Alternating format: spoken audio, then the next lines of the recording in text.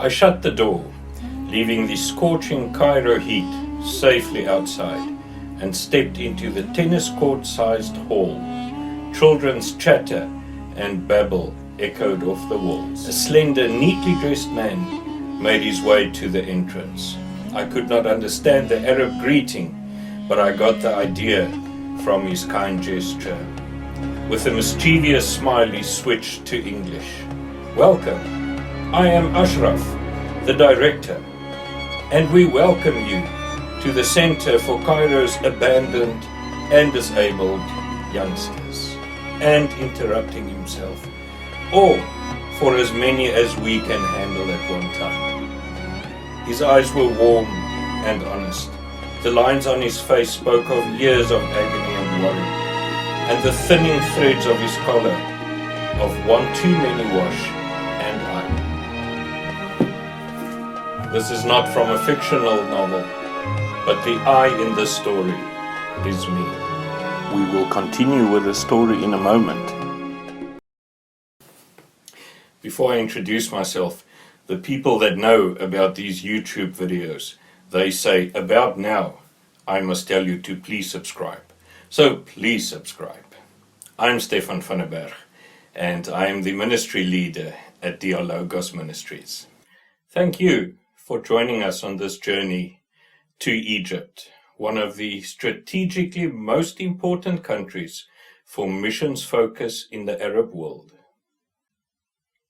Egypt has the highest proportion of Christians to any other country in the Arab world. At 47%, it makes Egypt the gateway to the Arab world. The monastery of St. Simon, also known as the Cave Church, is located in the Mokattam Mountains in southeast Cairo, Egypt, and is the largest in the Middle East, with a seating capacity of 20,000. To reach the Cave Church, you pass through the Garbage City, a slum settlement of around 60,000 people, mostly Coptic Christians. The village is notable for having nearly every space of it covered in garbage, including the streets and rooftops of the settlement. These piles of garbage are the result of the Cairo metropolitan area having never established an efficient garbage collecting system, despite having a population of nearly 22 million. Most Christians in Egypt are Coptic. The Coptic Church dates back to 50 AD, when the Apostle Mark was said to have visited Egypt.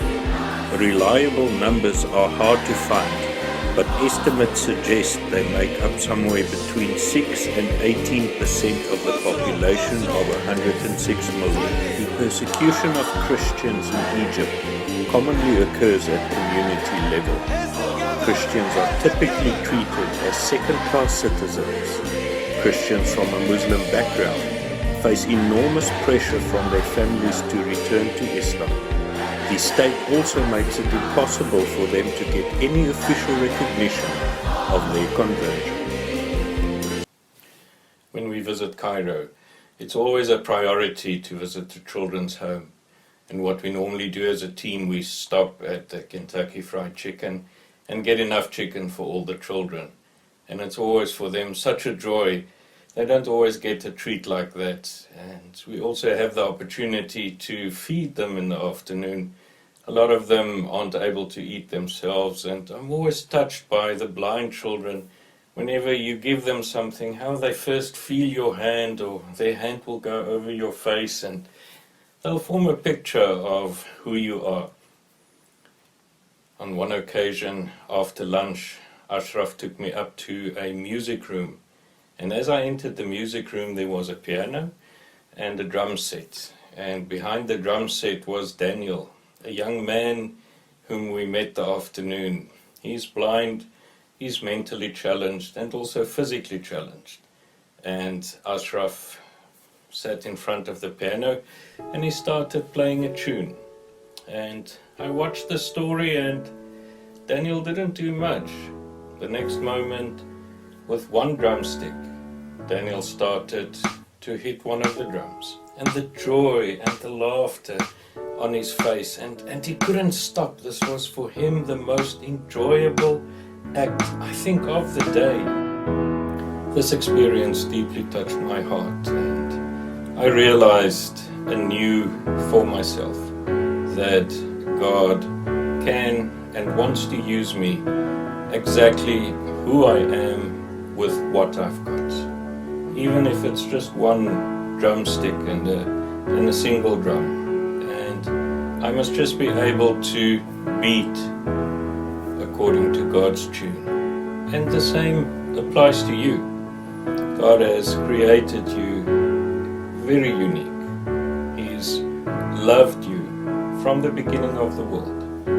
And He wants you to be fully who you are, to live yourself out, your talents out, 100%. And we are called to make a difference. We are called to make a difference in our homes, in our churches, in our community. One beat at a time.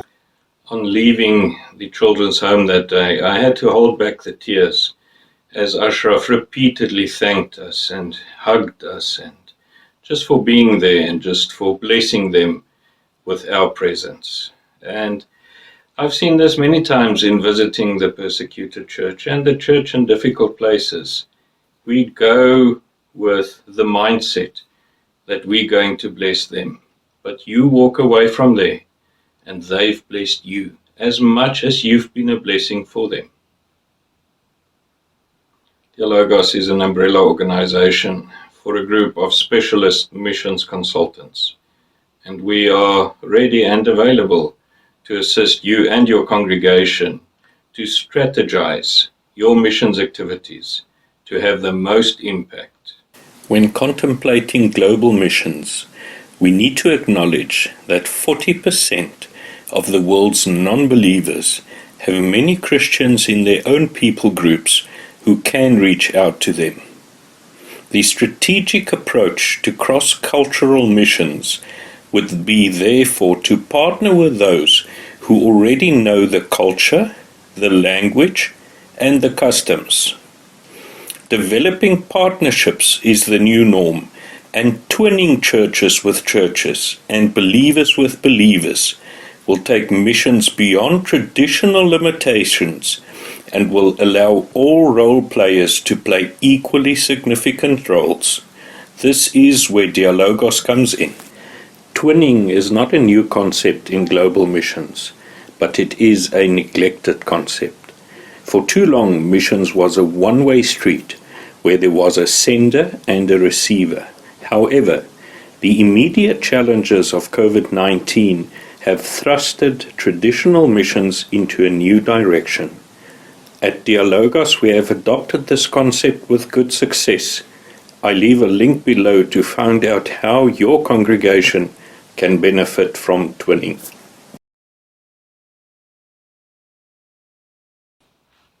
Also, I'd like to give a word of thanks to everybody that is involved with Dialogos, congregations that are involved with us, but also to you that have involved yourself and believed in Aubrey and myself as we head up the team at Dialogos. The chosen model of funding Aubrey and I decided on was not to take a salary, but to depend on donations. There is a reason why we did this, because Dialogos was a fairly new ministry. We didn't want to put a extra burden on the ministry of taking a salary, and all our consultants offer their services for free. This means Aubrey and I must appeal to people like you to assist us and to help us in achieving the task that God has given us to do. I'm always amazed at these crime scene programs, that at any crime scene, there's normally fingerprints left there. There might not be footprints, but there are fingerprints. And the same principle applies to you and I. You and I can leave fingerprints all over the world. We might not be able to leave our footprints there, because we can't always go there.